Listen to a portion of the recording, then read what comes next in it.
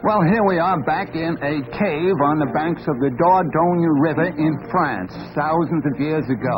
And there's plenty of hair, as you can see, on the gentleman, but no hat and no hairdo to speak of. That hair is really interfering with his business. Nearby, the cave woman, his wife, is grilling a fish over an open fire. Now, the caveman is very plainly bothered by that hair that is growing so plentifully on his head in all directions. Suddenly, he looks over toward the fireplace and he sees the surviving backbone of a fish that has been eaten. And it gives him an idea.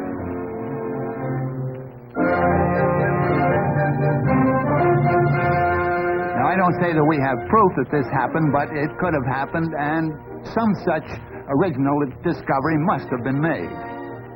Now, see what he does with the backbone of that fish. Puts up his hair as best he can and uses the backbone, or part of it, as a side comb to hold it in place.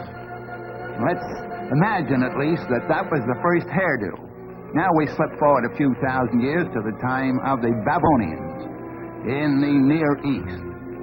See what kind of hairdos they had. Well, they not only curled their hair, but they curled their beards, too. It was a religious rite with them.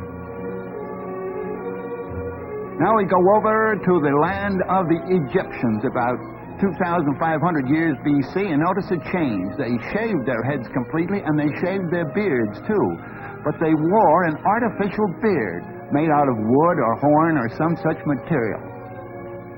And the women, too, shaved their heads and wore wigs. Now, of course, we're talking about the aristocracy, the noble people and the rulers of those days, not the poor people. And here's an Egyptian woman with the kind of imitation hair or wig that was worn by the high-born ladies of those days. Another thing about the Egyptian women of those days was that the higher the headdress they wore, the more noble their blood was supposed to be. So you can see there was quite some competition among the ladies in a vertical way. Really getting high in some of these.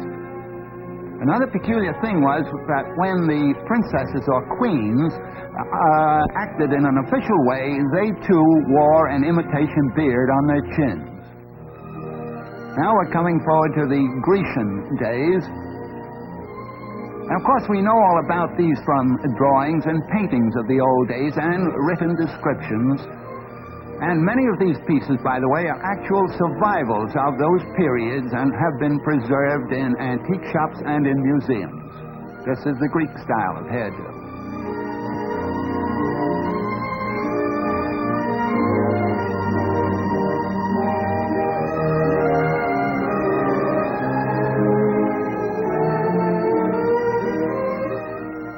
Of course, at all ages, a scarf was often used as a covering for the hair, with or without a hat on top of that. Now we're coming forward to the Roman days. There is a Roman painting, and a peculiar place for it. It's on the bald sconce of a Roman. And here we have one of the Roman ladies of the court of Augustus Caesar. And this is the kind of wig that she wore.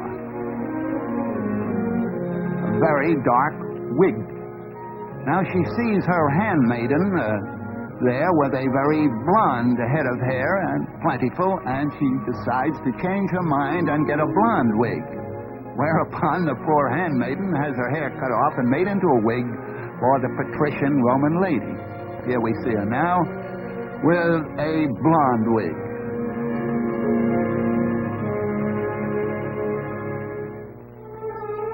Well, we'll step forward about 1,000 years into the beginning of the medieval period. And this is the way the high-born young lady wore her hair then, in long ringlets, when knighthood was in flower. Of course, when she got married, she wasn't allowed any such frivolous decoration. Had to put her hair up in braids that were covered like this. Of course, the braids may not be quite as long as the covering would indicate.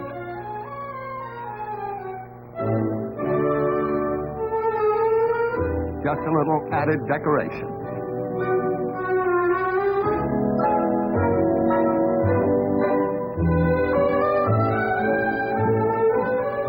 Just another example of the scarf wrapped around. This young lady does not have a toothache or an earache. She is just increasing the wrapping around her hair on her head, and it gradually got to an exaggerated fashion. More and more of the face and hair were concealed until we got to this type, which became popular in Brittany, in France, hundreds of years ago. And then we had also in medieval days a sort of dunce cap idea. And once an idea was formed, why, they carried it out to the extreme. So here we have the double dunce cap, and even further the triple and quadruple dunce cap idea.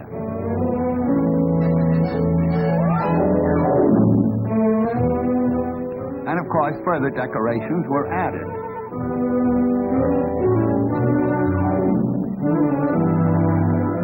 This is a millinery display of the medieval period. Now we come to what I call the antler type of hat. Looks something like the spread of antlers of a water buffalo or some African gazelle.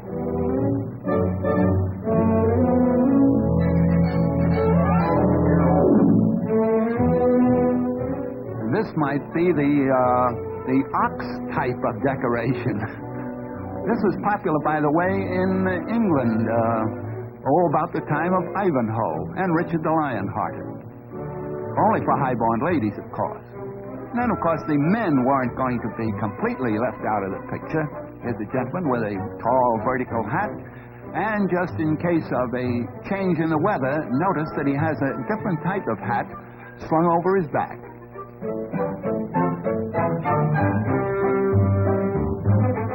Well, we're coming down through the ages a little bit, but not making much progress in the millinery department. This chap has a whole counter's worth of cloth on his head.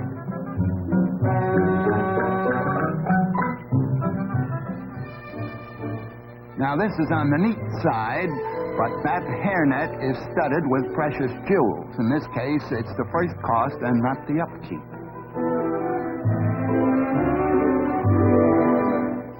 Here we have what is often called a Holbein type of hat, because that famous painter gave us many canvases with models wearing that kind of picture hat. But Franz Hals and other famous painters also gave us their studio portraits with the same type of millinery decoration. Here's quite a different type. The hat is small, but the beard more than makes up for it. Now, this is really neat. I say I'm no judge of ladies' hats, but this is the type I like anyhow. It'll be good in a high wind. Notice that the ruff is now coming in around the neck there. That would be around 1550, 1600 and through there. Just imagine all the handwork that went into the ironing of a ruff of that type. Many of the pictures by Van Dyck feature these ruffs.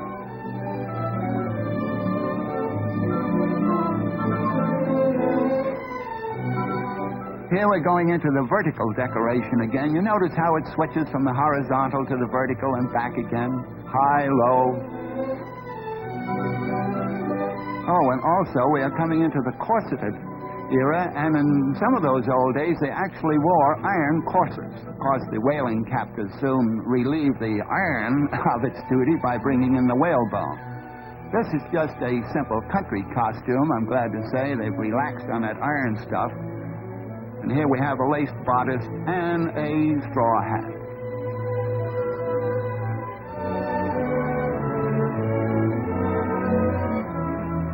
Now we're coming into the 17th and 18th centuries. This is a model of a painting by Van Dyck. And so I haven't time to go on down to modern days, but as far as we've gone, I leave it up to you to know whether or not we've made much progress in hairdos and costumes and hats.